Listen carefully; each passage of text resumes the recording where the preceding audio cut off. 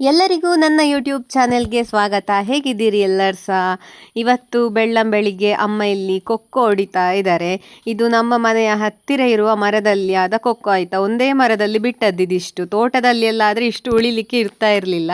ಮನೆಯ ಹತ್ತಿರ ಇರೋದ್ರಿಂದ ಇಲ್ಲೆಲ್ಲ ಹಣ್ಣಾಗಿದೆ. ಇನ್ನೂ ಕೂಡ ಮರದಲ್ಲಿ ಉಂಟು. ಹಾಗೆ ಇದನ್ನು ಇವತ್ತಪ್ಪ ಪೇಟೆಗೆ ತೆಕ್ಕೊಂಡು ಹೋಗ್ತಾ ಇದ್ದಾರೆ ಆಯಿತಾ. ನಮ್ಮ ತೋಟದಲ್ಲಿರುವ ಕೊಕ್ಕೋ ಕೂಡ ಉಳಿತಾ ಇದ್ರೆ ಹೀಗೆ ಒಂದೊಂದು ಮರದಲ್ಲಿ ಸಾಕಷ್ಟು ಕೊಕ್ಕೋ ಹಣ್ಣುಗಳು ಸಿಗ್ತಾ ಇತ್ತು. ಹಾಗೆ ಅಪ್ಪ ಪೇಟೆಗೆ ಹೋಗಿ ಬಂದ ನಂತರ ಹೇಳಿದ್ರು ಇದರಲ್ಲಿ ಒಟ್ಟು 800 ಗ್ರಾಮ್ಸ್ ಕೊಕ್ಕೋ ಇತ್ತಂತೆ. ನಮ್ಮಲ್ಲಿ 1 kg ಕೊಕ್ಕೋಗೆ 100 ರೂಪಾಯಿ ಅಂತ ಹೇಳಿದ್ರಂತೆ. ಹಾಗೆ ನಿಮ್ಮ ಕಡೆ ಎಲ್ಲ ನೀವು ಕೊಕ್ಕೋ ಬೆಳಿತೀರಾ, ನೀವು ಕೂಡ ಕೊಕ್ಕೋ ಮಾರ್ತೀರಾ, ನಿಮ್ಮ ಕಡೆ ಎಲ್ಲ ಹೇಗೆ ಉಂಟು ಕೊಕ್ಕೋಗೆ ರೇಟ್ ಅಂತ ಹೇಳುವುದನ್ನು ನನಗೆ ಕಮೆಂಟಲ್ಲಿ ತಿಳಿಸಿ ಆಯಿತಾ.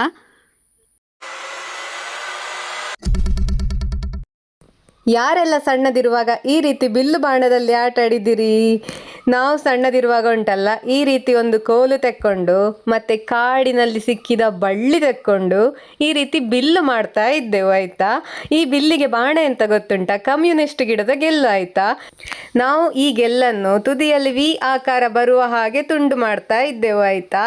ಬಿಲ್ಲಿಗೆ ಹಗ್ಗವನ್ನು ಗಟ್ಟಿಯಾಗಿ ಕಟ್ಟಿದ ನಂತರ ಉಂಟಲ್ವಾ ಕಮ್ಯುನಿಸ್ಟ್ ಬಾಣವನ್ನು ಈ ರೀತಿ ಬಿಡ್ತಾ ಇದ್ದೆವು.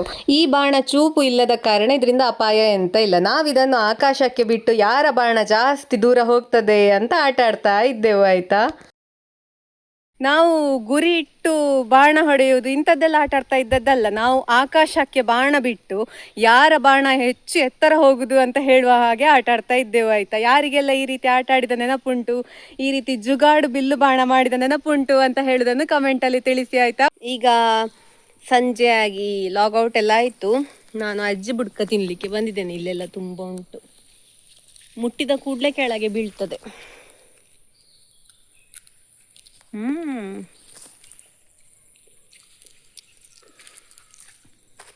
ಇಲ್ಲೆಲ್ಲ ನಮಗೆ ಬೆಂಕಿ ಹಾಕಲಿಕ್ಕೆ, ಒಲೆಗೆ ಬೆಂಕಿ ಹಾಕಲಿಕ್ಕೆಲ್ಲ ತೆಂಗಿನ ಗರಿಗಳನ್ನೆಲ್ಲ ಇಟ್ಟಿರುವುದು.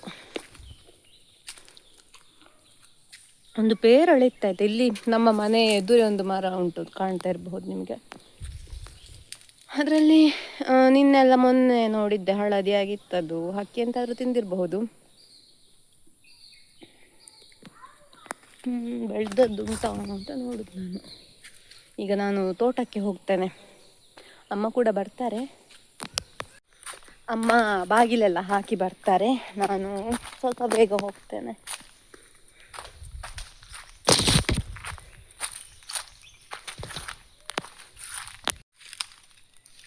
ಕಾಣ್ತಾ ಇರಬಹುದು ನಿಮಗೆ ಸೂರ್ಯ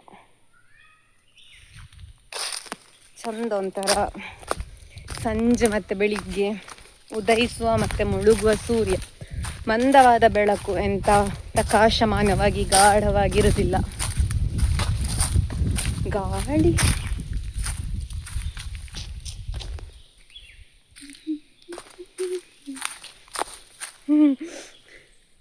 ನಾನು ನೋಡ್ಲೇ ಇಲ್ಲ. ಇದೊಂದು ನೇತುಕೊಂಡುಂಟು. ನೇತುದಂತ ನಮ್ಮಲ್ಲಿ ಇಲ್ವಾ, ನೇಲುದಂತ ಹೇಳುದು ಹೀಗೆ ಹ್ಯಾಂಗ್ ಆಗಿರುವುದಕ್ಕೆ. ನೇತುಕೊಂಡು ಉಂಟು ಅಂತ. ಚೆನ್ನೆಕಾಯಿ ಉಂಟು. ನಾವಿದಕ್ಕಿಲ್ವಾ ಚೆನ್ನೆಕಾಯಿ ಅಂತ ಹೇಳುದು. ಚೆನ್ನೆ ಮಣೆ ಎಲ್ಲ ಆಟ ಆಡ್ತಾ ಇದ್ದೆವು ನಾವು ಸಣ್ಣದಿರುವಾಗ. ಹಾಗೆ ಇದನ್ನು ತಿನ್ನಲಿಕ್ಕೆ ಕೂಡ ಆಗ್ತದೆ. ಇದರ ಒಳಗೆ ಒಂದು ಕಡಲೆ ರೀತಿಯದ್ದು ಇರ್ತದೆ. ತುಂಬ ತಿಂತಾ ಇದ್ದೆವು. ಆದರೆ ಮನೆಯಲ್ಲಿ ಬೈತಾ ಇದ್ರು ಜಾಸ್ತಿ ತಿಂದರೆ ಪಿತ್ತ ಆಗ್ತದೆ ಅಂತ. ಅಕ್ಕಿ ಕೂತು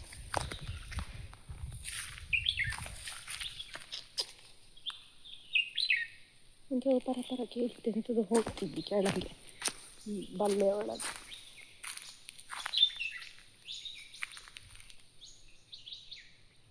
ಇಂಥದ್ದು ಹಕ್ಕಿ ಎಂತಾದ್ರೂ ಕಾಣ್ಬೋದು. ಹೋಯ್ತು. ಬೇಸಿಗೆ ರಜೆಯನ್ನೆಲ್ಲ ನೆನಪಾಗ್ತದೆ. ಚೆನ್ನೆ ಮಣೆ ಆಡ್ತಾ ಇದ್ದದ್ದು ನಾವು ಅಜ್ಜಿ ಮನೆಯಲ್ಲೆಲ್ಲ ತುಂಬ. ನನ್ನ ಅತ್ತಿಗೆಯರು ಅಕ್ಕಂದಿರು ಎಲ್ಲ ಸೇರಿಕೊಂಡು ಚೆನ್ನೆ ಮಣೆ ಆಡೋದು. ಸೋಲುದು ನಾನೇ ಯಾವತ್ತಿದ್ರು ಕೂಡ. ಆದರೆ ಸೋಲಿಕ್ಕಾಗುವಾಗ ಈ ಚೆನ್ನೆಕಾಯಿಯನ್ನೆಲ್ಲ ಚೆಲ್ಲಪಿಲ್ಲಿ ಮಾಡಿ ಹತ್ತುಕೊಂಡು ಕೂಗಿಕೊಂಡು ಎಲ್ಲ ಮೋಸ ಆಟ ಆಡೋದು ಅಂತ ಹೇಳಿ ಕೋಪ ಎಲ್ಲ ಮಾಡಿಕೊಂಡು ಎಲ್ಲ ದಿನಗಳೇ ಚಂದ. ಈಗಿನ ಕಾಲದಲ್ಲಿ ನಾವು ಆ ಥರದ ಮಕ್ಕಳನ್ನು ನೋಡಲಿಕ್ಕೆ ಸಿಗುದಿಲ್ಲ. ಚೆನ್ನೆ ಮನೆಯೆಲ್ಲ ಯಾರು ಆಡ್ತಾರೆ ಈಗ.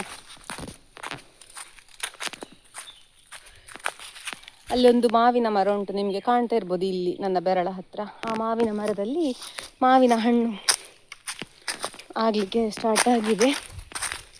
ಬಿದ್ದದ್ದನ್ನು ಹೆಕ್ಕುವ ಹೋಗಿ ಈಗ ನಮ್ಮ ಕೆರೆ.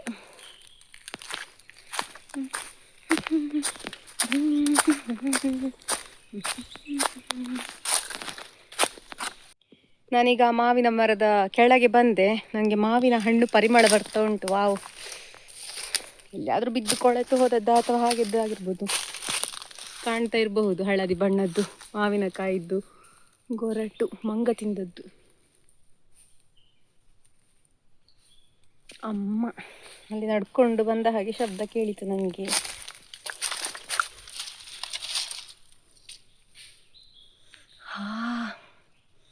ಎಂತ ಘಮ.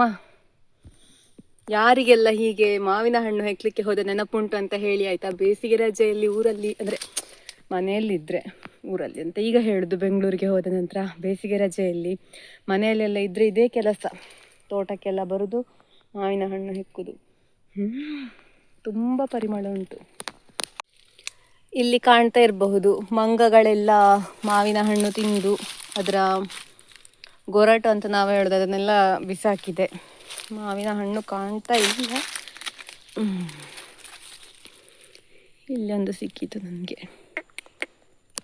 ಸಣ್ಣ ಸಣ್ಣ ಮಾವಿನ ಹಣ್ಣು. ಇದು ಈ ವರ್ಷ ಮೊದಲು ಆಗ್ತಾ ಇರೋದು ಈ ಮರದಲ್ಲಿ.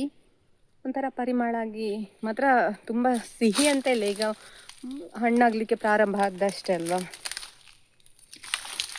ಮತ್ತೆ ಮರದಲ್ಲಿ ಕೂಡ ಹೀಗೆ ನೋಡುವಾಗ ಎಂತ ಕೂಡ ಕಾಣುವುದಿಲ್ಲ, ಎಲ್ಲಿಂದ ಬೀಳ್ತದೆ ಗೊತ್ತಿಲ್ಲ. ಒಂದು ನಮ್ಮ ಆಸೆಗೆ ತಕ್ಕ ಸ್ವಲ್ಪ ಆಗಿದೆ ಅಂತ ಹೇಳ್ಬೋದು.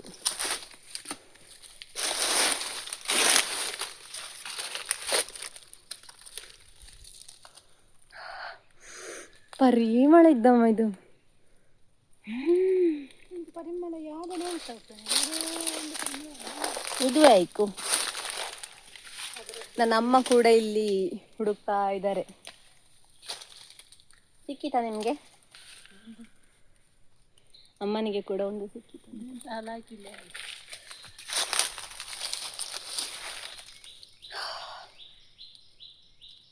5 ಸಿಕ್ಕಿತ್ತು. ಎಡೆಯಲ್ಲೆಲ್ಲ ಇರಬಹುದು ಹುಡುಕಿದ್ರೆ.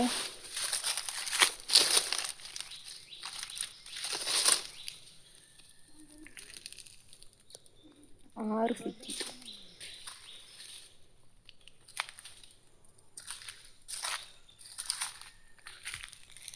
ಇಲ್ಲಿ ಸರ್ತ ಇರುವ ಮರ ಕಾಣ್ಬಹುದು. ಸರ್ತಕ್ಕೆ ಅಂತ ಹೇಳ್ತೀರಿ ನಿಮ್ಮ ಕಡೆ ಎಲ್ಲ? ನೇರ. ನಮಗೆ ಇಷ್ಟು ಮಾವಿನ ಹಣ್ಣು ಸಿಕ್ಕಿತ್ತು. ಎಂಥ ಪರಿಮಳ ಗೊತ್ತುಂಟ. ಮಂಗಗಳು ತಿನ್ನುವಾಗ ಸ್ವಲ್ಪ ನಮ್ಮ ಮೇಲೆ ಕರುಣೆ ಉಳಿಸಿ ಇಷ್ಟು ಮಾವಿನ ಹಣ್ಣನ್ನು ಕೆಳಗೆ ಹಾಕಿದೆ. ಮಂಗಗಳು ಕೆಳಗೆ ಬಿದ್ದರೂ ಕೂಡ ಮಾವಿನ ಹಣ್ಣು ಬಿಡುವುದಿಲ್ಲ, ಕೆಳಗೆ ಬಂದು ಕೂತು ತಿಂದು ಹೋಗ್ತದೆ. ಅದು ಮಾವಿನ ಹಣ್ಣು ಒಳ್ಳೆದಿದ್ರೆ, ತುಂಬ ರುಚಿಯಾಗಿದ್ದರೆ. ಇದೀಗ ಅಷ್ಟು ಸಿಹಿ ಆಗಲಿಕ್ಕೆ ಪ್ರಾರಂಭ ಆಗಲಿಲ್ಲ ಅಲ್ವಾ. ಅಪ್ಪ ನಾನು ಹುಡುಕ್ತಾ ಇದ್ದೇನೆ ಎಲ್ಲಿಯಾದರೂ ಕಾಣ್ತಾರ ಅಂತ.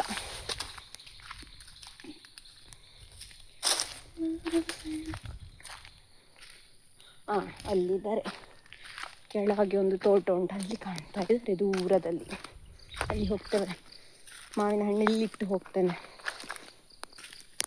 ನಿಮಗೆ ನೆನಪಿರಬಹುದು, ಯಾವಾಗಲೂ ನನ್ನ ವಿಡಿಯೋ ನೋಡ್ತಾ ಇರುವವರಿಗೆ, ಇಲ್ಲಿಯೇ ಒಂದು ತೆಂಗಿನ ಮರದಲ್ಲಿ ಮಂಗಟೆ ಹಾಕಿ ಉಂಟಂತ ಹೇಳಿದೆ ಅಲ್ಲ.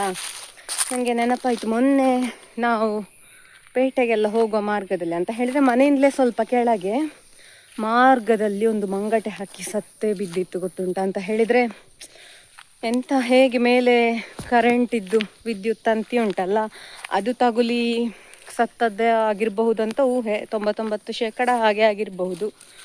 ಅಂದರೆ ನಾವಂದುಕೊಳ್ಳೋದು, ಒಂದು ವೇಳೆ ಅದು ಆಹಾರ ತರುವಂತಹ ಹಕ್ಕಿ ಆಗಿದ್ದರೆ ಆ ಜೀವ ಕೂಡ ಹೋಯಿತು, ಪೊಟರೆ ಒಳಗಿರುವಂತಹ ತಾಯಿ ಜೀವ ಕೂಡ ಹೋಯಿತು, ಜೊತೆಗೆ ಮರಿಗಳ ಜೀವ ಕೂಡ ಹೋಯಿತು. ನಾನು ನಿಮಗೆ ಕತೆ ಹೇಳಿದ್ದೆ, ಮಂಗಟೆ ಹಕ್ಕಿ ಆಹಾರ ತರುವ ಆ ಒಂದು ಭರದಲ್ಲಿ ಎಲ್ಲಿಯಾದರೂ ಸತ್ತು ಹೋದರೆ ಅದರ ಜೊತೆಗೆ ಉಳಿದ ತಾಯಿ ಹಕ್ಕಿ ಮತ್ತು ಮರಿ ಹಕ್ಕಿಗಳು ಸತ್ತು ಹೋಗ್ತದೆ ಅಂತ. ಅದು ನೆನಪಾಯಿತು ನನಗೆ. ಗೊತ್ತಿಲ್ಲ, ಅದು ಆಹಾರ ತರುವ ಗಂಡು ಹಕ್ಕಿ ಆಗದೇ ಇರಲಿ ಅಂತ ಒಂದು ಪ್ರಾರ್ಥನೆ ಅಷ್ಟೇ.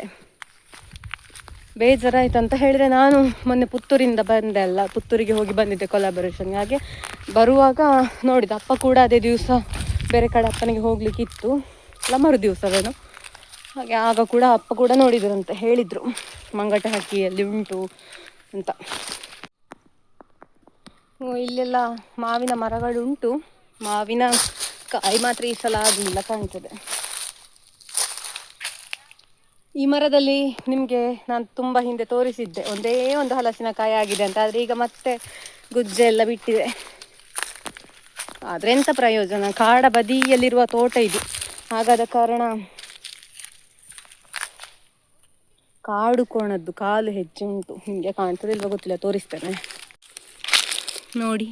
ಎಷ್ಟು ದೊಡ್ಡ ಅವಡು ಅಂತ ನಾವಿದಕ್ಕೆ ಹೇಳುದ. ಇಲ್ಲಿ ಹೆಜ್ಜೆ ಕಾಣ್ತಾ ಇರಬಹುದು, ದನದ ಕಾಲಿನ ಹಾಗೆ ಉಂಟಾದರೆ ಸ್ವಲ್ಪ ದೊಡ್ಡ ಗಾತ್ರ. ಇಲ್ಲಿ ನೋಡಿ, ತಿಂದದ್ದು ಕಾಣ್ತಾ ಇರಬಹುದು. ನಾವು ಈ ಸಲ ಗಿಡ ಹಾಕಿದ ತೋಟ ಉಂಟಲ್ವಾ, ಇಲ್ಲಿ ಹಿಂದೆ ಇಡೀ ಕಾಡಿಗೆ ತಾಗಿಕೊಂಡಿರುವುದರಿಂದ ಸಮಸ್ಯೆ ಆದದ್ದು. ಎಲ್ಲ ಕಾಡು ಪ್ರಾಣಿಗಳು ಬರ್ತದೆ ಅಂತ.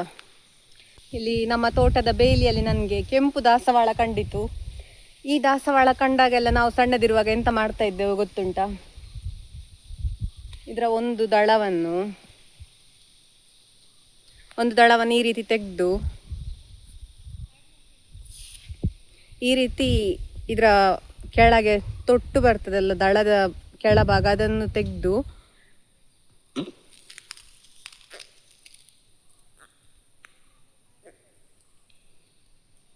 ಅದರೊಳಗೆ ಗಾಳಿ ಊದಿ ಬಲೂನ್ನ ಹಾಗೆ ಮಾಡ್ತಾ ಇದ್ದೆವು. ನನಗೆ ಗೊತ್ತಿಲ್ಲ ಎಷ್ಟು ಜನ ಈ ರೀತಿ ಮಾಡ್ತಾ ಇದ್ರಿ ಅಂತ. ಈ ರೀತಿ ದಳದ ತುದಿಯನ್ನು ತೆಗಿಬೇಕು.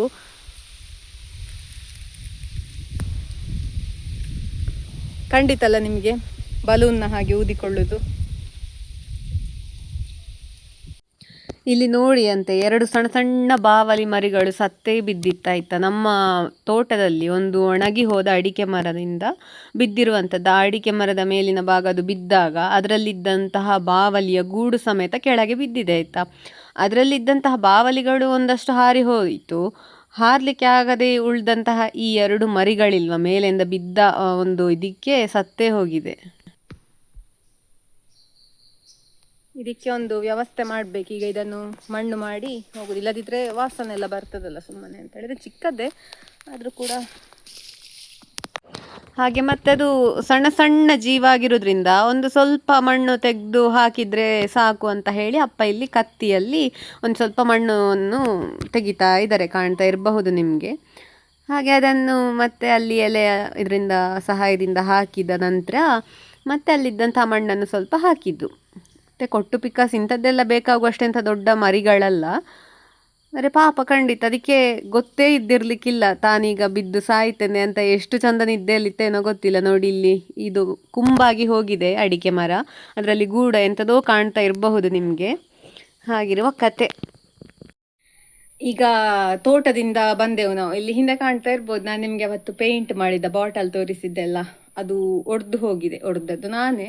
ಮೊನ್ನೆ ಎಂಥದ್ದು ಇಲ್ಲಿ ಹೀಗೆ ಕೂತ್ಕೊಂಡು ಯಾರೊಟ್ಟಿಗೋ ಮಾತಾಡ್ತಾ ಇದ್ದೆ, ಯಾರೊಟ್ಟಿಗೆ ನೆನಪಿಲ್ಲ, ಹಾಗೆ ಮಾತಾಡ್ತಾ ಇರುವಾಗ ಉಂಟಲ್ಲ, ನಾನು ನಿಮಗೆ ನಿನ್ನೆ ವಿಡಿಯೋದಲ್ಲೇ ಹೇಳಿದ್ದೇನೆ, ನಂಗೆ ಮಾತಾಡೋದು ಎಂತೆಲ್ಲ ಆಗ್ತದೆ ಅಂತ ನನಗೆ ಗೊತ್ತಿರೋದಿಲ್ಲ, ಕೈ ಆಚೆ ಈಚೆಲ್ಲ ಮಾಡ್ತಾ ಇರ್ತೇನೆ ಅಂತ. ಹಾಗೆ ಎಂಥದೋ ಹೀಗೆ ಮಾಡುವಾಗ ಅದು ಕೈ ತಾಗಿ ಬಿದ್ದೊಡ್ದು ಹೋಗಿದೆ, ಕಾಣ್ತಾ ಇರಬಹುದು. ಅಂತಾಯ್ತು, ಮತ್ತೆಂತ ಮಾಡೋದು, ಎಷ್ಟೇ ಆದರೂ ಇದು ಅಲ್ವಾ, ಗಾಜು ಅಲ್ವಾ. ಹಾಗೆ ನೋಡಿದ್ರಲ್ಲ ನೀವು ಬಾವಲಿಯನ್ನು, ಪಾಪ ಎಂತ ಮಾಡ್ಲಿಕ್ಕೆ ಅವುಗಳಿಗೆ ಗೊತ್ತಿರುವುದಿಲ್ಲ ಈ ಒಂದು ಮರ ಬೀಳ್ತದೆ, ನಮ್ಮ ಜೀವ ಹೋಗಬಹುದು, ಇಂಥದ್ದೆಲ್ಲ ಗೊತ್ತಿರೋದಿಲ್ಲ. ಈಗ ನಮಗೆ ಗೊತ್ತಾದ ಹಾಗೆ ಇದೀಗ ಹೀಗೆ ನಮಗೆ ಸಿಕ್ಕಿತ್ತು, ಹಾಗೆ ನಮಗೆ ಗೊತ್ತಿಲ್ಲದ ಹಾಗೆ ಇನ್ನು ಎಷ್ಟು ಜೀವಗಳೆಲ್ಲ ಹೋಗ್ತದೋ ಅಂತ. ಹಾಗೆ ನನಗೆ ನಿಮಗೆಲ್ಲ ತಿಳಿಸ್ಲಿಕ್ಕೆ ಒಂದು ಕಂಟೆಂಟ್ ಸಿಕ್ಕಿತ್ತು ನಿಜಕ್ಕೂ ಕೂಡ. ಆದರೆ ನಾನು ಅಂದುಕೊಳ್ಳೋದು, ಈಗ ನಾನು ಈ ಕಂಟೆಂಟನ್ನು ಈಗ ಪೋಸ್ಟ್ ಮಾಡ್ತೇನೆ ಇನ್ಸ್ಟಾಗ್ರಾಮಲ್ಲಿ. ನನಗೆ ಯೂಟ್ಯೂಬಲ್ಲಿ ಯಾರು ಹಾಗಿಲ್ಲ ಅಂತ ಹೇಳೋದಿಲ್ಲ. ಇನ್ಸ್ಟಾಗ್ರಾಮಲ್ಲಿ ಸಾಕಷ್ಟು ಜನರಿಗೆ ತಲುಪುವ ಕಾರಣ ಒಂದೇ ಮನಸ್ಥಿತಿಯವರು ಇರುವುದಿಲ್ಲ ಅಲ್ಲ ಎಲ್ಲರೂ ಕೂಡ. ಇನ್ಸ್ಟಾಗ್ರಾಮಲ್ಲಿ ಯಾವುದಾದ್ರೂ ಒಂದು ಪ್ರತಿ ವಿಡಿಯೋಕ್ಕೂ ಕೂಡ ಒಂದಾದ್ರೂ ಕೊಂಕು ಮಾತಾಡೋರು ಇದ್ದೇ ಇರ್ತಾರೆ. ಆದರೆ ಇನ್ಸ್ಟಾಗ್ರಾಮಲ್ಲಿ ನಾನು ಎಂಥದೇ ವಿಡಿಯೋ ಹಾಕಲಿ, ಎಷ್ಟೇ ಒಳ್ಳೆ ಕಂಟೆಂಟ್ ಇರಲಿ, ಎಷ್ಟೇ ಒಳ್ಳೆ ವಿಚಾರಗಳಿರಲಿ, ಆದರೆ ಒಬ್ಬರಾದ್ರೂ ನೆಗೆಟಿವ್ ಮಾತಾಡೋರು ಬಂದೇ ಬರ್ತಾರೆ. ನೆಗೆಟಿವ್ ಅಂತ ಹೇಳಿದ್ರೆ ಕೊಂಕು ಮಾತಾಡಬೇಕು ಅಂತ ಹೇಳೋರು ಕೂಡ ಇರ್ತಾರೆ. ಅದಲ್ಲದೆ ನಾವು ಮಾಡಿದ ಕೆಲಸದಲ್ಲಿ ಕೂಡ ನೀವು ಹಾಗೆ ಮಾಡಬಾರ್ದಿತ್ತು, ಹೀಗೆ ಮಾಡಬೇಕಿತ್ತು, ಹೀಗೆಲ್ಲ ಹೇಳುವವರು ಕೂಡ ಬರ್ತಾರೆ. ನೀವೆಂತ ಸಹ ಬಿಡುದಿಲ್ಲ, ಎಲ್ಲವನ್ನು ಕೂಡ ಕ್ಯಾಮರಾದಲ್ಲಿ, ಆ ಸತ್ತ ಬಾವಲಿ ಮರಿಯನ್ನು ಕೂಡ ಬಿಡ್ಲಿಲ್ಲ ಅಂತ ಹೀಗಿರುವವರೆಲ್ಲ ಮಾತಾಡುವ ಪಾಸಿಬಿಲಿಟಿ ಉಂಟು ಅಂತ ನಾನು ಹೇಳುದು. ನಾನು ಮೊನ್ನೆ ಒಂದು ಇನ್ಸ್ಟಾಗ್ರಾಮಲ್ಲಿ ಹಾಕಿದ್ದೆ ಅಂತ ಹೇಳಿದ್ರೆ, ಒಂದು ವಿಡಿಯೋ ಕ್ಲಿಪ್ಪಿಂಗ್ ನಂದು, ನಾನು ಸೌದೆ ಹೊತ್ತುಕೊಂಡು ಬರುದು, ಮತ್ತೊಂದು ಬೆಂಗಳೂರಲ್ಲಿ ಆಫೀಸಿಗೆ ನಡ್ಕೊಂಡು ಹೋಗುವಂಥದ್ದು. ಅಂದರೆ ನನ್ನ ಎರಡು ಜೀವನ ಶೈಲಿಯನ್ನು ತೋರಿಸುವ ಒಂದು ಉದ್ದೇಶದಲ್ಲಿ ಹಾಕಿದ್ದು. ಅದಕ್ಕೆ ಒಬ್ರು ಎಂತ ತಮಾಷೆಯ ಇದರಲ್ಲಿ ದಾಟಿಯಲ್ಲೇ ಹೇಳಿದ್ದು, ಅಂದರೆ ಎಂಥದೇ ಮಾಡಲಿ ಸೆಲ್ಫಿ ಕ್ಯಾಮರಾ ಒಂದು ಕೈಯಲ್ಲೇ ಬೇಕಲ್ವಾ ಮೇಡಮ್ ಅಂತ ಒಂಥರ ಆ ಥರ ಹೇಳುವ ಹಾಗೆ ಹೇಳುದು. ನಾನು ಹೇಳುದು, ನನ್ನ ಖುಷಿ ಬಂದ ಹಾಗೆ ನಾನು ಜೀವನ ನಡೆಸ್ತೇನೆ, ಅಂದರೆ ನನ್ನ ಜೀವನ ಹೇಗೆಲ್ಲ ನಾನು ಮಾಡ್ತೇನೆ ಅಂತ ಹೇಳುದನ್ನು ನನಗೆ ತೋರಿಸೋದ್ರಲ್ಲಿ ಖುಷಿ ಉಂಟಂತ ಹೇಳಿ. ಆದರೆ ಅದರಲ್ಲಿ ತಪ್ಪೆಂತ ಉಂಟು? ನಾನು ಸೆಲ್ಫಿ ಆದ್ರೂ ಮಾಡಿ ಹಾಕ್ತೇನೆ, ಅಥವಾ ಇವರಿಗೆಲ್ಲ ಅದು ಯಾಕೆ ಹಾಗೆ ಕಾಣ್ತದೆ ಅಂತ ಹೇಳಿದ್ರೆ, ನಾನೀಗ ಯಾರ್ದಾರ ಅಂತದ್ದು ನೋಡುವಾಗ ವಾವ್ ಎಷ್ಟು ಚಂದ ಅಲ್ಲ. ಈಗ ಒಂದು ವೇಳೆ ನಾನು ಆ ಸ್ಥಾನದಲ್ಲಿ ಇಲ್ಲದೆ ಬೇರೆ ಯಾರ್ದಾದ್ರೂ ವಿಡಿಯೋವನ್ನು ನಾನು ನೋಡುವಾಗ ನನಗೆ ಹಾಗೆ ಅನ್ನಿಸ್ತಿತ್ತು, ಎಷ್ಟು ಚಂದ ಅಲ್ಲ ಅಂತ ಹೇಳಿದ್ರೆ, ಯಾವ ಯಾವ ಸನ್ನಿವೇಶಕ್ಕೆ ಬೇಕು ಹಾಗೆ ಇರುದಂತ. ಈಗ ಆ ವಿಡಿಯೋ ಬೇಡ, ಬೇರೆ ಯಾವುದಾದ್ರೂ ಯಾರಾದ್ರೂ ಎಂತಾದ್ರೂ ಒಳ್ಳೆ ಕೆಲಸ ಮಾಡುವುದನ್ನು ವಿಡಿಯೋ ಮಾಡಿ ಹಾಕಿದ್ರು ಕೂಡ ಹಾಗೆ ಅನ್ನಿಸ್ತಿತ್ತು ನನಗೆ, ಎಷ್ಟು ಒಳ್ಳೆ ಕೆಲಸ ಅಲ್ವಾ ಅಂತ. ಆದರೆ ಕೆಲವರಿಗೆಲ್ಲ ಅದಕ್ಕೂ ಕೂಡ ವಿಡಿಯೋ ಮಾಡಬೇಕು ಇವರಿಗೆ, ಜನರಿಗೆ ತೋರಿಸ್ಲಿಕ್ಕೆ ಅಂತ. ಜನರಿಗೆ ತೋರಿಸುದು ಯಾಕೆ?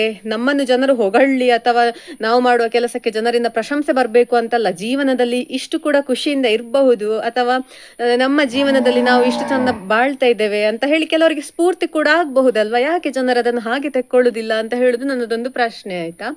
ಅದಾಗಿ ಮತ್ತೆ ನಿನ್ನೆ ನಾನು ಹಕ್ಕಿಯನ್ನು ಬಿಟ್ಟ ಒಂದು ವಿಡಿಯೋ ಹಾಕಿದೆ. ಅದಕ್ಕೆ ಕೂಡ ಕೆಲವರು ಹೇಳುದು, ರಾತ್ರಿ ನೀವು ಬಿಟ್ಟದ್ದು ತಪ್ಪು, ಯಾಕಂತ ಹೇಳಿದ್ರೆ ರಾತ್ರಿ ಅವುಗಳಿಗೆ ಕಣ್ಣು ಕಾಣುವುದಿಲ್ಲ ಅಂತ 2-3 ಜನ ಹಾಗೆ ಹೇಳಿದ್ದಾರೆ. ಅಲ್ಲ, ನನ್ನದೊಂದು ಪ್ರಶ್ನೆ, ಒಂದು ವೇಳೆ ಆ ಹಕ್ಕಿ ನಮ್ಮ ಮನೆಗೆ ಬರದೇ ಇರ್ತಿದ್ರೆ ಅದು ಪ್ರಕೃತಿಯಲ್ಲಿ ಇರ್ಬೇಕು ತಾನೆ. ಪ್ರಕೃತಿಯಲ್ಲಿ ಅದಕ್ಕೆ ಕಣ್ಣು ಕಾಣದೇ ಇದ್ರು ಕಣ್ಣು ಕಂಡ್ರು ಕೂಡ ಅದರ ವಾಸಸ್ಥಾನ ಪ್ರಕೃತಿಯಲ್ಲೇ ಇರುವಂತದ್ದು. ಅದು ಎಂತ ಬೇಕಾದ್ರೂ ಮಾಡಿಕೊಳ್ತದೆ ಪ್ರಕೃತಿಯಲ್ಲಿ. ಹಾಗಂತ ಹೇಳಿ ನಮ್ಮ ಮನೆಯಲ್ಲಿ ನಾವು ಅದನ್ನು ಇಟ್ಟುಕೊಳ್ಲಿಕ್ಕೆ ಆಗ್ತದ? ಒಬ್ಬರು ಹಾಗೆ ಹೇಳಿದ್ರು, ನೀವು ಅದನ್ನು ಬೆಳಿಗ್ಗೆ ಬಿಡ್ಬೇಕಿತ್ತು, ರಾತ್ರಿ ಬಿಟ್ಟದ್ದು ವೆರಿ ಬ್ಯಾಡ್ ಐಡಿಯಾ, ಹಾಗೆಂತದೋ ಒಂದು ಹೇಳಿದ್ರಾಯ್ತಾ. ನಾನು ಅಂದುಕೊಳ್ಳುದು, ಅಲ್ಲ ಇವರಿಗೆಲ್ಲ ಎಂತ ಮಾಡಿದ್ರು ಸಮಸ್ಯೆ ಕಾಣ್ತದಲ್ವಾ. ಈಗ ಒಂದು ವೇಳೆ ನಾನು ಅದನ್ನು ಮನೆಯಲ್ಲಿ ಇಟ್ಟುಕೊಂಡ್ರೆ ಅದಕ್ಕೂ ಕೂಡ ಸಮಸ್ಯೆ ಹೇಳ್ತಾ ಇದ್ರು. ಹಕ್ಕಿಗಳನ್ನು ಅವರ ವಾಸಸ್ಥಾನದಲ್ಲಿ ಬದುಕಲಿಕ್ಕೆ ಬಿಡಿ, ಮನೆಯಲ್ಲಿ ಇಟ್ಟುಕೊಂಡು ಅವುಗಳಿಗೆ ಹಿಂಸೆ ಕೊಡಬೇಡಿ ಹಾಗೆ ಹೇಳ್ತಾ ಇದ್ರು. ಬಿಟ್ರೆ ರಾತ್ರಿ ಎಂತಕ್ಕೆ ಬಿಟ್ಟದ್ದು, ಹಗಲು ಬಿಟ್ರೆ ಹಗಲು ಎಂತಕ್ಕೆ ಬಿಟ್ಟದ್ದು, ಎಂತ ಮಾಡಿದ್ರು ಸಮಸ್ಯೆ ಅಲ್ವಾ. ಇಂಥವರಿಗೆಲ್ಲ ನಾನು ಅಂದುಕೊಳ್ಳುದು, ಈಗ ನಾನು ಒಂದು ವೇಳೆ ಹೀಗೆ ಹಾಕಿದಾಗ ಅವರಿಗೆ ಅದು ತಪ್ಪು ಅಂತ ಅನ್ನಿಸಿದ್ರೆ ಅವರು ಅದನ್ನು ಹಾಗೆ ಅಂದುಕೊಳ್ಳಿ, ಓಕೆ ಇವಳು ಹೀಗೆ ಮಾಡಬಾರ್ದಿತ್ತು, ಎಂತಾದ್ರೂ ಬೇರೆ ಹೀಗೆ ಅದರ ಪರ್ಯಾಯವಾಗಿ ಇನ್ನೊಂದು ಆಲೋಚನೆ ಮಾಡಿದ್ರೆ ಚಂದ ಇರ್ತಿತ್ತು ಅಂತ ಅಂದುಕೊಂಡು ಅದನ್ನು ಬಿಟ್ರೆ ಪರವಾಗಿಲ್ಲ. ಯಾಕಂತ ಹೇಳಿದ್ರೆ ಅದು ಅವರ ಅಭಿರುಚಿಗೆ ಬಿಟ್ಟಿರುವಂತದ್ದು. ಅವರಿಗೆ ಹಾಗೆಲ್ಲ ಯೋಚನೆ ಬರುದೇ ತಪ್ಪು ಅಂತ ನಾನು ಹೇಳುದಿಲ್ಲ, ಯೋಚನೆ ಬರುದು ಸಹಜ. ಈಗ ನಾನು ಕೂಡ ಅಷ್ಟೇ, ಎಲ್ಲದರಲ್ಲೂ ಕೂಡ ನನಗೆ ಪಾಸಿಟಿವ್ ಕಾಣುದಿಲ್ಲ. ಕೆಲವೊಂದ್ಸಲ ಹೀಗೆ ಮಾಡುವ ಬದಲು ಹಾಗೆ ಮಾಡಬಹುದಿತ್ತೇನೋ ಅಂತ ಅನಿಸ್ತದೆ. ಹಾಗಂತ ಹೇಳಿ ಅವರು ಹಾಗೆ ಮಾಡಬಾರ್ದಿತ್ತು, ಅವರು ಹೀಗೆ ಮಾಡಬೇಕಿತ್ತು ಅಂತ ಹೇಳಿ ನಾನು ಅವರಿಗೆ ಹೇರಿಕೆ ಕೊಡುದಿಲ್ಲ. ಯಾಕಂತ ಹೇಳಿದ್ರೆ ನಮ್ಮ ಬದುಕು ನಾವು ಹೇಗೆ ಬೇಕಾದ್ರೂ ಅನುಭವಿಸುವಂತಹ ಸ್ವಾತಂತ್ರ್ಯ ಉಂಟು ನಮಗೆ. ನಮ್ಗೆ ಎಂತದ್ರಲ್ಲಿ ಖುಷಿ ಸಿಗ್ತದೆ ಹಾಗೆ ಬದುಕುದಲ್ವಾ. ಹಾಗಿರುವಾಗ ನಮ್ಮ ಬದುಕನ್ನು ನೀವು ಹೀಗೆ ಬದುಕಬಾರ್ದು, ಹಾಗೆ ಬದುಕಬೇಕು ಅಂತ ಹೇಳಿದ ಹಾಗೆ ಆಗ್ತದೆ. ಇದು ನಾನು ಆ ಹಕ್ಕಿಯನ್ನು ಈಗ ರಾತ್ರಿ ಬಿಟ್ಟದ್ದು ನನ್ನ ಖುಷಿ. ಈಗ ಒಂದ್ ವೇಳೆ ನಾನು ಮನೆಯಲ್ಲಿ ಇಟ್ಟುಕೊಳ್ತಾ ಇದ್ರೆ ಬೆಕ್ಕು ತಿಂದು ಹೋಗುವ ಸಾಧ್ಯತೆ ಇರ್ತಾ ಇತ್ತು. ನಮ್ಮ ಮನೆಯಲ್ಲಿ ಫ್ಯಾನ್ ತಿರುಗುವಾಗ ಫ್ಯಾನಿಗೆ ಸಿಕ್ಕಿ ಇದು ಮಾಡುವ ಸಾಧ್ಯತೆ ಇರ್ತಾ ಇತ್ತು. ಒಂದು ವೇಳೆ ಅಟ್ಟದಲ್ಲಿ ಹೋಗಿ ಕೂತ್ಕೊಳ್ತಿದ್ರೆ ಹೆಗ್ಗಣ ಬಂದು ತಿನ್ನುವ ಸಾಧ್ಯತೆ ಇರ್ತಿತ್ತು. ಹಾಗೆ ಯಾಕಂತ ಹೇಳಿದ್ರೆ ಸಣ್ಣ ಸಣ್ಣ ಬೆಕ್ಕಿನ ಮರಿಗಳನ್ನು ಹೆಗ್ಗಣ ಬಿಡುದಿಲ್ಲ. ಹಾಗಿರುವಾಗ ಇಂತಹ ಪಕ್ಷಿಗಳನ್ನು ಕೂಡ ಅದು ನಿದ್ದೆ ಮಾಡಿರುವಾಗ ಹೆಗ್ಗಣ ಬಂದು ತಿನ್ನುವ ಸಾಧ್ಯತೆ ಕೂಡ ಇತ್ತು. ಹಾಗೆ ಎಷ್ಟೆಲ್ಲ ಸಾಧ್ಯತೆಗಳು ಉಂಟು ಅಲ್ವಾ ಅದು ಸಾಯ್ಲಿಕ್ಕೆ ಮನೆಯೊಳಗಿದ್ರೆ. ಆದ್ರೆ ಪ್ರಕೃತಿಯಲ್ಲಿರುವಾಗ ಅವುಗಳಿಗೆ ಅವುಗಳದ್ದೇ ಆದಂತಹ ಪ್ರಾಕೃತಿಕ ನೆಲೆಯಲ್ಲಿ ಹೇಗೆ ಬೇಕೋ ಹಾಗೆ ಬದುಕ್ತವೆ ಅವುಗಳು. ಹಾಗೆ ಕಮೆಂಟ್ ಹಾಕುವವರು ಎಂತ ತಿಳ್ಕೊಂಡಿರ್ತಾರೆ, ನಮಗೆ ಎಲ್ಲ ಗೊತ್ತುಂಟು, ನಾವು ಯೋಚಿಸಿದೆಲ್ಲ ಸರಿ, ಅವ್ರು ಮಾಡ್ತಾ ಇರೋದೆಲ್ಲ ತಪ್ಪು ಅಂತ ಹೇಳಿದ್ರೆ ಜಗತ್ತಲ್ಲಿ ಎಲ್ಲ ನನಗೆ ಗೊತ್ತುಂಟು, ನಾನು ಹೇಳುದೇ ಸರಿ ಅಂತ ಹಾಗಿದ್ದಿರಬಹುದು ಅವರ ಮನಸ್ಥಿತಿ, ಅಥವಾ ನನ್ನ ಬಗ್ಗೆ ಮಾತ್ರ ನೆಗೆಟಿವ್ ಹೇಳ್ಬೇಕು ಅಥವಾ ನಾನು ಮಾಡಿದ ತಪ್ಪಂತ ಹೇಳ್ಬೇಕಂತ ಇದ್ದಿರಬಹುದಾ ಎಂತದ ಗೊತ್ತಿಲ್ಲ. ಅದನ್ನು ನಾನು ತಲೆಗೆ ಸೀರಿಯಸ್ ಆಗಿ ತೆಕ್ಕೊಳ್ಳಿಲ್ಲ. ಆದ್ರೆ ಇನ್ನೊಂದ್ಸಲ ನಾವೆಂತಾದ್ರೂ ಕಂಟೆಂಟ್ ಪೋಸ್ಟ್ ಮಾಡುವಾಗ ಇಂಥದ್ದೆಲ್ಲ ಯೋಚನೆ ಬರ್ತದೆ, ಜನರು ಹೀಗೆ ಕೂಡ ಹೇಳ್ಬಹುದು. ಅಂದ್ರೆ ಇನ್ನೊಬ್ಬರು ಯಾರಾದ್ರೂ ಕಮೆಂಟ್ ಓದುವಾಗ ಅವರ ಮನಸ್ಸನ್ನು ಇವರ ಕಮೆಂಟ್ಗೆ ಓದಿದಾಗ ಪರಿವರ್ತನೆ ಆಗುವ ಹಾಗೆ ಮಾಡಬಹುದು. ಇಂಥದ್ದೆಲ್ಲ ಸಣ್ಣ ಪುಟ್ಟ ಯೋಚನೆಗಳು ಬರ್ತದೆ ಅಂತ ಹೇಳುವ ಉದ್ದೇಶಕ್ಕೋಸ್ಕರ ಹೇಳಿದಷ್ಟೇ. ಹಾಗಂತ ಹೇಳಿ ಇವರ ಕಮೆಂಟ್ಗಳನ್ನೇ ಸೀರಿಯಸ್ ಆಗಿ ತೆಕ್ಕೊಂಡು ಇದು ಮಾಡುದಿದ್ರೆ ನಾನು ಈಗ ಕಂಟೆಂಟ್ ಇದರನ್ನೇ ಅಂತ ಹೇಳಿದ್ರೆ ರೀಲ್ ಅಪ್ಲೋಡ್ ಮಾಡೋದನ್ನೇ ಸ್ಟಾಪ್ ಮಾಡ್ತಾ ಇದ್ದೆ. ಮತ್ತೆ ಕೆಲವರು ಇರ್ತಾರೆ ಪೂರ್ತಿ ನೆಗೆಟಿವ್ ಆಗಿಯೇ ಮಾತಾಡುವಂಥದ್ದು, ಕೊಂಕು ಮಾತನಾಡುವಂಥದ್ದು. ಇಂಥದ್ದೆಲ್ಲ ಹೇಗೆ ಅಂತ ಹೇಳಿದ್ರೆ ನಮ್ಮನ್ನು ಕೆಳಗೆ ಹಾಕುವ ಪ್ರಯತ್ನ ಅಷ್ಟೇ, ನಮ್ಮ ಒಂದು ಆತ್ಮವಿಶ್ವಾಸವನ್ನು ಕುಗ್ಗಿಸುವ ಪ್ರಯತ್ನ. ಅಂಥದ್ದಕ್ಕೆಲ್ಲ ನಾನು ಎಂತಾದ್ರೂ ಅಂತ ಹೇಳಿದ್ರೆ ಉಲ್ಟ ಮಾತಾಡಿ ಅವರನ್ನು ಬ್ಲಾಕ್ ಮಾಡಿ ಬಿಡ್ತೇನೆ, ಅಥವಾ ಕ್ಯಾರೆ ಮಾಡೋದಿಲ್ಲ, ಹಾಗೆ ಮಾಡ್ತೇನೆ. ಮತ್ತೆ ಆನ್ಲೈನಲ್ಲಿ ಬೋಧನೆ ಮಾಡುವವರಿಗೆಲ್ಲ ಎಂತ ಮಾಡ್ಲಿಕ್ಕೆ ಆಗುದಿಲ್ಲ, ಅವರು ಹೇಳ್ತಾನೆ ಇರ್ತಾರೆ. ನಾನು ಅವರಿಗೆ ಹೀಗೆ ರಿಪ್ಲೈ ಕೊಡ್ತೇನೆ ಅಂತ ಹೇಳಿದ್ರೆ, ಈಗ ರಾತ್ರಿ ಬಿಡ್ಲಿಲ್ಲ ಅಂತ ಹೇಳಿ ಆದ್ರೆ ನಮ್ಮ ಮನೆಯಲ್ಲಿ ಎಂತಾದ್ರೂ ಹಾಗೆ ಅದು ಸತ್ತು ಹೋಗಿದ್ರೆ ತೊಂದರೆ ಇರ್ತಿರ್ಲಿಲ್ವಾ ಅಂತ ಕೇಳಿದಾಗ ಅದಕ್ಕೆ ಅವರದ್ದು ಬೇರೆ ಎಂತಾದ್ರೂ ಉತ್ತರ ಇರ್ತದೆ. ಅವರು ಒಪ್ಪಿಕೊಳ್ಳಿಕ್ಕೆ ತಯಾರಿರುವುದಿಲ್ಲ, ಮತ್ತೆ ನಾವು ಒಪ್ಪಿಕೊಳ್ಬೇಕಂತ ಅವ್ರು ಹೇಗೆ ನಿರೀಕ್ಷೆ ಮಾಡ್ತಾರೆ ಅಲ್ವಾ? ಹಾಗೆ ಈ ರೀತಿ ನೆಗೆಟಿವ್ ಮಾತಾಡುವವರ ಬಗ್ಗೆ ಎಲ್ಲ ಹೇಳಲಿಕ್ಕೆ ಹೋದ್ರೆ ತುಂಬಾ ಉಂಟು. ನಾನು ಹೀಗೆ ಹೇಳುವಾಗ ಈಗ ಸಾಕಷ್ಟು ಜನ ನನಗೆ ಕಮೆಂಟ್ ಅಲ್ಲಿ ಹೇಳುವರು, ಅಂದ್ರೆ ಹಿತೈಷಿಗಳೇ ಆಗಿರಬಹುದು, ಹೇಳುವರು ನೀವು ನೆಗೆಟಿವ್ ಕಮೆಂಟಿನ ಬಗ್ಗೆ ಚಿಂತೆ ಮಾಡಬೇಡಿ, ಅವರ ಪಾಡಿಗೆ ಅವ್ರು ಇಡ್ತಾರೆ, ನೀವು ಅದಕ್ಕೆ ರಿಪ್ಲೈಯೇ ಮಾಡ್ಲಿಕ್ಕೆ ಹೋಗ್ಬೇಡಿ ಅಂತ ಹೇಳ್ತೀರಾ. ಆದ್ರೆ ನನ್ಗೆ ಎಂತ ಅಂತ ಹೇಳಿದ್ರೆ ನಾನು ನಿಜಕ್ಕೂ ಅಂತಹ ನೆಗೆಟಿವ್ ಕಮೆಂಟ್ಗಳನ್ನು ತಲೆಗೆ ತೆಗೆದುಕೊಳ್ಳುದಾಗ್ಲಿ ಅದರ ಬಗ್ಗೆ ಚಿಂತೆ ಮಾಡೋದಾಗ್ಲಿ ಖಂಡಿತ ಮಾಡುದಿಲ್ಲ. ನನಗೆ ಅವರ ಜೀವನದ ಬಗ್ಗೆ ಶೋಚನೀಯ ಅಂತ ಅನ್ನಿಸ್ತದೆ. ಅವರು ನಮ್ಮ ಒಂದು ಇಂತಹ ಒಳ್ಳೊಳ್ಳೆ ವಿಡಿಯೋಗಳಲ್ಲಿ ಕೂಡ ನೆಗೆಟಿವ್ ಹುಡುಕ್ತಾ ಇದ್ದಾರೆ ಅಂತ ಹೇಳಿದ್ರೆ ಅವರ ಜೀವನ ಎಷ್ಟು ಋಣಾತ್ಮಕತೆಯಿಂದ ತುಂಬಿರಬಹುದು, ಎಷ್ಟು ನೆಗೆಟಿವಿಟಿಯಿಂದ ತುಂಬಿರಬಹುದು ಅಂತ ನಾನು ಯೋಚನೆ ಮಾಡುವಂಥದ್ದು. ಈಗ ನನ್ನ ವಿಡಿಯೋ ಆದ್ರೆ ಪರವಾಗಿಲ್ಲ, ಇದು ಹಾಕ್ಲಿ, ಎಲ್ಲ ವಿಡಿಯೋದಲ್ಲೂ ನೋಡ್ತೇನೆ, ಹೆಚ್ಚಿನ ವಿಡಿಯೋಗಳಲ್ಲಿಯೂ ಕೂಡ ಯಾವುದಾದ್ರೂ ಒಂದು ವಿಡಿಯೋ ವೈರಲ್ ಆಗಿದೆ ಅಂತ ಹೇಳಿದ್ರೆ ಅದರಲ್ಲಿ ನೆಗೆಟಿವ್ ಕಮೆಂಟ್ ಒಂದಾದ್ರೂ ಇದ್ದೇ ಇರ್ತದೆ. ತಮಾಷೆ ಮಾಡುವ ರೀತಿಯಲ್ಲಿ ಕೊಂಕಾಗಿ ಮಾತನಾಡುವಂಥದ್ದು, ಯಾರಾದ್ರೂ ಒಂದು ಚಂದ ಡ್ಯಾನ್ಸ್ ಮಾಡಿದ್ರೆ ಉಂಟಲ್ವಾ ಅದಕ್ಕೆ ಕೂಡ ಅಷ್ಟೇ ಅಂತ ಹೇಳಿದ್ರೆ ರೀಲ್ಸ್ ಮಾಡಿ ರೀಲ್ಸ್ ರಾಣಿ ಇಂಥದ್ದೆಲ್ಲ ಹಾಕ್ತಾರೆ, ಗೊತ್ತುಂಟ. ಅದು ನನಗೆ ಕ್ರಿಂಜ್ ಅಂತ ಅನಿಸುದಿಲ್ಲ ರೀಲ್ಸ್ ಮಾಡುದು ಡ್ಯಾನ್ಸ್ ಮಾಡುದು, ಯಾಕಂತ ಹೇಳಿದ್ರೆ ಅದು ಅವರ ಪ್ರತಿಭೆ. ಈಗ ಅವರಿಗೆ ಒಂದು ಒಳ್ಳೆ ಅವಕಾಶ ವೇದಿಕೆ ಸಿಕ್ಲಿಲ್ಲ ಅಂತ ಹೇಳಿ ಆಗುವಾಗ ಇಂತಹ ಇದರಲ್ಲೆಲ್ಲ ಪ್ಲಾಟ್ಫಾರ್ಮ್ಗಳಲ್ಲೆಲ್ಲ ಅವರವರ ಪ್ರತಿಭೆಯನ್ನು ತೋರಿಸ್ತಾರೆ. ಹಾಗಂತ ಹೇಳಿ ತೀರಾ ಅಸಹ್ಯವಾಗಿ ಅಸಭ್ಯವಾಗಿ ಎಲ್ಲ ಕುಣಿಯುವಂಥದ್ದೆಲ್ಲ ಇದ್ರೆ ನನಗೆ ಕೂಡ ಇಷ್ಟ ಆಗುದಿಲ್ಲ. ಆದ್ರೆ ಸಭ್ಯ ರೀತಿಯಲ್ಲೆಲ್ಲ ತಮ್ಮ ಪ್ರತಿಭೆಗೆ ಒಂದು ವೇದಿಕೆಯನ್ನು ಉಪಯೋಗಿಸಿಕೊಳ್ಳುವವರಾದ್ರೆ ನನಗೆ ಕೂಡ ಖುಷಿ ಆಗ್ತದೆ ನೋಡುವಾಗ, ಅಟ್ಲೀಸ್ಟ್ ಒಂದು ನೋಡಿ ನಾನು ಖುಷಿ ಪಡ್ತೇನೆ. ಹಾಗಿರುವವರಿಗೆ ಕೂಡ ನೆಗೆಟಿವ್ ಕಮೆಂಟ್ ಬಂದು ಹಾಕ್ತಾರೆ. ಈಗ ನಾನು ಕೂಡ ಅಷ್ಟೇ, ನನ್ನದು ಕೇವಲ ನಾನು ಮುಖ ತೋರಿಸಿ ಮಾತ್ರ ವಿಡಿಯೋ ಮಾಡುವಂಥದ್ದು, ಹಾಗಾದ ಕಾರಣ ನನಗೆ ಅಂಥದ್ದೆಲ್ಲ ಕೆಟ್ಟ ಕೆಟ್ಟ ಕಮೆಂಟ್ಗಳೆಲ್ಲ ಬರುದಿಲ್ಲ. ಅಂತ ಹೇಳಿದ್ರೆ ಅಸಭ್ಯ ರೀತಿಯ ಭಾಷೆಯಲ್ಲೆಲ್ಲ ಎಂಥ ಕಮೆಂಟ್ ಬರುದಿಲ್ಲ. ಆದ್ರೂ ಕೂಡ ನನ್ನ ವಿಷಯದ ಬಗ್ಗೆ, ನಾನು ಹಾಕುವ ವಿಷಯದ ಬಗ್ಗೆ ಎಲ್ಲ ಎಂತಾದ್ರೂ ಮಾತಾಡಿಕೊಂಡು ಬರ್ತಾರೆ ಅಷ್ಟೇ. ಮತ್ತೆ ಕೂಡ ನನ್ನ ಬಗ್ಗೆ ಅಸಭ್ಯವಾಗಿ ಮಾತಾಡುವವರೆಲ್ಲ ಇದ್ರೆ ಅದು ಅವರ ಒಂದು ಸಮಸ್ಯೆ ಅಂತ ಹೇಳಬಹುದು. ನಾನು ನೆಗೆಟಿವ್ ಕಮೆಂಟ್ ಅನ್ನು ಪರಿಗಣನೆ ಮಾಡ್ತೇನೆ, ಅದನ್ನು ನೆಗ್ಲೆಕ್ಟ್ ಮಾಡುದಿಲ್ಲ. ಪರಿಗಣನೆ ಅಂತ ಹೇಳಿದ್ರೆ ಹೇಗೆ ಅಂತ ಹೇಳಿದ್ರೆ, ಅವರ ಕಮೆಂಟ್ ಅನ್ನು ಪಿನ್ ಮಾಡಿ ನನ್ನ ಫಾಲೋವರ್ಸ್ ಎಲ್ಲ ಅವರಿಗೆ ರಿಪ್ಲೈ ಮಾಡಿ ಅವರನ್ನು ಬೈದು ಅವರೇ ಕಮೆಂಟ್ ಡಿಲೀಟ್ ಮಾಡುವ ಹಾಗೆ ಮಾಡ್ತೇನೆ. ಒಂದು ಸಲ ಹಾಗೆ ಮಾಡಿದ್ದೇನೆ, ಎಂಥದೋ ತುಂಬಾ ಕೆಟ್ಟದಾಗಿ ಎಂಥದೋ ಮಾತಾಡಿದ್ರು, ಅದನ್ನು ನಾನು ಪಿನ್ ಮಾಡಿಟ್ಟು ಆ ಕಮೆಂಟ್ ಅನ್ನು ಸ್ಟೋರಿ ಹಾಕಿದೆ. ಅಂದ್ರೆ ಈ ರೀಲ್ನ ಕೆಳಗೆ ಈ ರೀತಿ ಒಬ್ರು ಹೀಗೆ ಹೇಳ್ತಾ ಇದ್ದಾರೆ ನೋಡಿ ಜನರ ಮನಸ್ಥಿತಿ ಹೇಗೆ ಉಂಟಂತ ನಾನು ಹಾಗೆ ಹೇಳಿ ಸ್ಟೋರಿ ಹಾಕಿದಷ್ಟೇ. ನನ್ನ ಫಾಲೋವರ್ಸ್ ಒಂದು 10-20 ಜನ ಅದಕ್ಕೆ ಅವರ ವಿರುದ್ಧವಾಗಿ ಎಲ್ಲ ಕಮೆಂಟ್ಗೆ ರಿಪ್ಲೈ ಮಾಡಿ ಒಂದು ಅರ್ಧ ಗಂಟೆಯಲ್ಲಿ ಆ ಜನ ಕಮೆಂಟ್ ಡಿಲೀಟ್ ಮಾಡಿದೆ. ಹಾಗಿರುವಾಗ ನೋಡಿ, ನಾವು ಆ ರೀತಿ ಕೂಡ ಮಾಡಬಹುದು. ನಾವು ನೇರವಾಗಿ ಹೇಳದೆ ನಮ್ಮ ಒಂದು ಜನ ಬೆಂಬಲವನ್ನು ತೆಗೆದುಕೊಳ್ಬಹುದು. ಅಂತ ಹೇಳಿದ್ರೆ ಜನ ಬೆಂಬಲ ಅಂತ ಹೇಳಿದ್ರೆ ಫಾಲೋವರ್ಸ್ನ ಒಂದು ಬೆಂಬಲ. ಮತ್ತೆ ಎಂತಂತ ಹೇಳಿದ್ರೆ ಸ್ಟೋರಿ ಹಾಕ್ತೇನೆ. ಸಾಕಷ್ಟು ಸಮಯ ನಾನು ಹಾಗೆ ಮಾಡುದು, ಯಾರಾದ್ರೂ ನೆಗೆಟಿವ್ ಮಾತಾಡಿದ್ರೆ ಸ್ಟೋರಿ ಹಾಕುದು, ಸ್ಟೋರಿಯಲ್ಲಿ ಅವರ ಕಮೆಂಟ್ ಬರುವ ಹಾಗೆ. ಅವರಿಗೆ ರಿಪ್ಲೈ ಮಾಡಿದ್ರೆ ಅವರೆಂತ ಕೇರ್ ಮಾಡುದಿಲ್ಲ, ಸ್ಟೋರಿ ಹಾಕಿದ್ರೆ ನನ್ನ ಎಲ್ಲ ಫಾಲೋವರ್ಸ್ಗೆ ಕಾಣ್ತದೆ, ಹಾಗೆ ಎಲ್ಲರೂ ಕೂಡ ಅದಕ್ಕೆ ರಿಪ್ಲೈ ಮಾಡ್ತಾರೆ ಅವರ ವಿರುದ್ಧವಾಗಿ. ಅದನ್ನು ಕೂಡ ಅಪ್ಲೋಡ್ ಮಾಡ್ತೇನೆ ನಾನು. ಮರ್ಯಾದೆ ಹೋಗಿ ಅವರೇ ಡಿಲೀಟ್ ಮಾಡ್ತಾರೆ, ಇಲ್ಲದಿದ್ರೆ ಅವರು ಸಾರಿ ಕೇಳ್ತಾರೆ, ಹಾಗೆಂತಾದ್ರೂ ಮಾಡ್ತಾರೆ. ಮತ್ತು ಕೂಡ ಕೆಲವರು ಇರ್ತಾರೆ ಎಂತ ಮಾಡಿದ್ರು ಕೂಡ ಬಗ್ಗುದಿಲ್ಲ, ಅಂತವರನ್ನ ಎಂತ ಮಾಡ್ತೇನೆ ಗೊತ್ತುಂಟ, ಬ್ಲಾಕ್ ಮಾಡಿ ಬಿಸಾಕ್ತೇನೆ. ನಾನು ನೆಗೆಟಿವ್ ಕಮೆಂಟ್ ಅನ್ನು ನೆಗ್ಲೆಕ್ಟ್ ಅಂತೂ ಮಾಡುದಿಲ್ಲ, ಅದನ್ನು ಪರಿಗಣನೆಗೆ ತೆಗೆದುಕೊಂಡು ಅದಕ್ಕೆ ಪ್ರತಿಯಾಗಿ ತಕ್ಕನಾದಂತಹ ಉತ್ತರ ಕೊಟ್ಟು ಅಥವಾ ಬ್ಲಾಕ್ ಮಾಡುವ ಮೂಲಕ ಎಂತಾದ್ರೂ ನಾನೊಂದು ಪರಿಹಾರ ಕಂಡುಕೊಳ್ತೇನೆ. ಇದರಿಂದ ಅವರಿಗೆ ಎಂತ ಲಾಭ, ನನ್ನ ಫಾಲೋವರ್ಸಿಗೆ ಎಂತ ಲಾಭ, ನೋಡುವವರಿಗೆ ಎಂತ ಲಾಭ ನನಗೆ ಗೊತ್ತಿಲ್ಲ. ನನಗೆ ಎಂತ ಲಾಭ ಅಂತ ಹೇಳಿದ್ರೆ ನನಗೆ ಒಂದು ಸ್ಯಾಟಿಸ್ಫ್ಯಾಕ್ಷನ್ ಸಿಗ್ತದೆ, ಒಂದು ನೆಮ್ಮದಿ ಸಿಗ್ತದೆ. ನಾನು ಅವರು ಹೀಗೆ ಹೇಳಿದಾಗ ನಾನು ಸುಮ್ಮನೆ ಕೂತ್ರೆ ನಾನು ಬಗ್ಗಿದ ಹಾಗಾಗ್ತದೆ, ಅವರು ಹೇಳಿದ್ದಕ್ಕೆ ನಾನು ಒಪ್ಪಿಕೊಂಡ ಹಾಗೆ ಆಗ್ತದೆ ಅಂತೆಲ್ಲ ನನಗೆ ಅನಿಸುದು. ಇದು ನನ್ನ ವೈಯಕ್ತಿಕ ಅಭಿಪ್ರಾಯ, ಆಯ್ತಾ. ಹೀಗೆ ನಾನು ನೆಗೆಟಿವ್ ಕಮೆಂಟ್ಗಳನ್ನು ಹೀಗೆ ಡೀಲ್ ಮಾಡುವಂಥದ್ದು. ಬೇರೆಯವರು ಹೇಗೆ ಡೀಲ್ ಮಾಡ್ತಾರೆ ನನಗೆ ಗೊತ್ತಿಲ್ಲ. ಹಾಗೆ ನನಗೆ ಹೀಗೆ ಮಾಡೋದ್ರಲ್ಲಿ ಖುಷಿ ಉಂಟು, ಸ್ಯಾಟಿಸ್ಫ್ಯಾಕ್ಷನ್ ಉಂಟು. ನನ್ನ ಖುಷಿಗೋಸ್ಕರ ನಾನು ಮಾಡ್ತಾ ಇರುವಂಥದ್ದು ಇದು. ಕೆಲವರೆಲ್ಲ ಹೇಳ್ತಾರೆ ನನಗೆ, ನೀನು ಅದನ್ನೆಲ್ಲ ತಲೆ ಕೆಡಿಸ್ಕೊಳ್ಬೇಡ ಅಂತ. ಕೆಲವರು, ತುಂಬಾ ಕೆಲವು ಜನ. ಆದರೆ ನಾನು ಹೀಗೆ ಮಾಡೋದನ್ನು ಸಾಕಷ್ಟು ಜನ ಪ್ರಶಂಸೆ ಕೂಡ ಮಾಡಿದ್ದಾರೆ. ಹೀಗೆ ಮಾಡಬೇಕು, ಕರೆಕ್ಟಾಗಿ ಮಾಡಿದ್ದೀರಾ ಅಂತ ಕೂಡ ಹೇಳಿದ್ದಾರೆ. ನಮಗೆ ಇವತ್ತು ಸಂಜೆ ಎಂತ ತಿಂಡಿ ಗೊತ್ತುಂಟಾ? ಸಜ್ಜಿಗೆ ಅಂತ ಹೇಳಿದ್ರೆ ಬೆಂಗಳೂರಲ್ಲೆಲ್ಲ ಉಪ್ಪಿಟ್ಟು ಅಂತ ಹೇಳ್ತಾರೆ, ನಮ್ಮಲ್ಲಿ ಇದಕ್ಕೆ ಸಜ್ಜಿಗೆ ಅಂತ ಹೇಳುದು. ಸಾಕಷ್ಟು ಜನರಿಗೆ ಇಷ್ಟವೇ ಇಲ್ಲದಿರುವಂತಹ ತಿಂಡಿ ಆಯ್ತಾ ಇದು. ಆದರೆ ನನಗೆ ಸಜ್ಜಿಗೆ ಅಂತ ಹೇಳಿದ್ರೆ ತುಂಬಾ ಇಷ್ಟ. ಅದು ಎಂತ ಗೊತ್ತಿಲ್ಲ, ದಿನಾಲು ಮಾಡಿದ್ರು ತಿನ್ಬಹುದು ಅಂತ ಹೇಳುವ ಹಾಗೆ, ಮಾಡ್ಲಿಕ್ಕೆ ಸುಲಭ ಹಾಗೆ. ಆದರೆ ನಾನು ಆಫೀಸಿಗೆಲ್ಲ ಮಾಡಿ ತಕೊಂಡು ಹೋಗುದು ಕಡಿಮೆ, ನನಗೆ ತುಂಬಾ ಇಷ್ಟ ತಿನ್ಲಿಕ್ಕೆ. ಈ ಬಾಲ ಇಲ್ಲದ ಬೆಕ್ಕು ನೋಡಿ ಅಂತೆ, ಸ್ವಲ್ಪ ಇದಕ್ಕೆ ಬಾಲವೇ ಇಲ್ಲ, ತುಂಡು ಬಾಲ ಆಯ್ತಾ, ಎಂತ ಅವಸ್ಥೆ ನೋಡಿ. ಇದು ಇವತ್ತಿನ ವಿಡಿಯೋ ಆಗಿತ್ತು. ಇವತ್ತಿನ ವಿಡಿಯೋ ಇಷ್ಟ ಆಗಿದ್ರೆ ನನ್ನ ಚಾನೆಲ್ನ ಸಬ್ಸ್ಕ್ರೈಬ್ ಮಾಡಿಕೊಳ್ಳಿ ಅಂತ ಕೇಳಿಕೊಳ್ತಾ ಮುಂದಿನ ವಿಡಿಯೋದಲ್ಲಿ ಸಿಗ್ತೇನೆ. ಬಾಯ್ ಬಾಯ್.